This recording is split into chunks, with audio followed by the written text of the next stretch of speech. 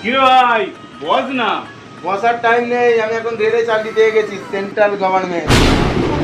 রেলের চাকরি পেয়ে গেল তোরে, আর তোমার চিনতেই পারবে না আমাদেরকে। না না, আমার বিশ্বাস হচ্ছে না। কেন? আমার ছেলে লিখতো, ও কিনা পাবে রেলের চাকরি? এর মধ্যে নিশ্চয়ই কোনো গড়বড় আছে। হতেও পারে। रुको जरा सबर करो।